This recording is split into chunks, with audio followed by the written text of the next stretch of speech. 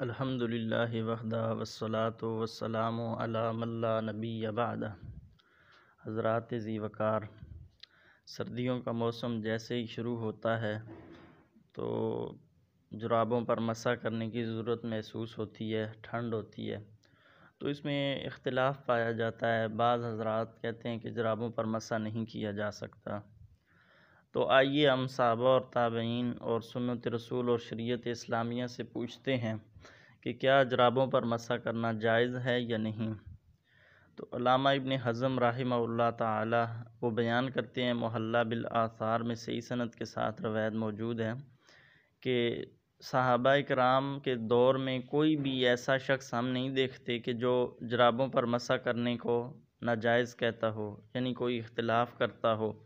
اس طرح علامہ ابن قدامہ رحمہ اللہ تعالی المغنی کے اندر روایت موجود ہے، وہ کہتے ہیں کہ صحابہ کرام جرابوں پر مسح کیا کرتے تھے اور ان کے زمانے میں اس کی کوئی مخالفت نہیں ہمیں ملتی، تو لہٰذا جرابوں پر مسح کرنا بالاجماع جائز ہو گیا۔ کیوں؟ صحابہ کرام کے دور میں مسح کیا کرتے تھے صحابہ جرابوں پر، اور کسی صحابی نے اس کو مخالفت نہیں کی، یہ نہیں کہا کہ ان پر کیوں مسح کرتے ہو، مسح تو صرف موزوں پر ہی جائز ہے، جرابوں پر کیوں کرتے ہو، لہٰذا بالاجماع جرابوں پر مسح جائز ہے۔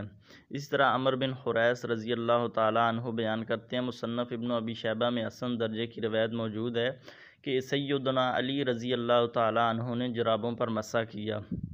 ابو غالب رحمہ اللہ تعالیٰ بیان کرتے ہیں، مصنف ابن ابی شیبہ میں یہ حسن درجے کی روایت موجود ہے، کہتے ہیں میں نے سیدنا ابو امامہ رضی اللہ تعالیٰ عنہ کو دیکھا، انہوں نے جرابوں پر مسح کیا۔ اسی طرح کثیر تابعین کی تعداد بھی ہے جن سے جرابوں پر مسح کرنا ثابت ہے، مثلاً عطا بن ابی رباح رحمہ اللہ تعالی، مصنف ابن ابی شیبہ میں ان کا موقف بھی موجود ہے کہ یہ بھی جرابوں پر مسح کرنے کو جائز سمجھتے تھے، اور ابراہیم نخعی رحمہ اللہ تعالی یہ بھی جرابوں پر مسح کیا کرتے تھے۔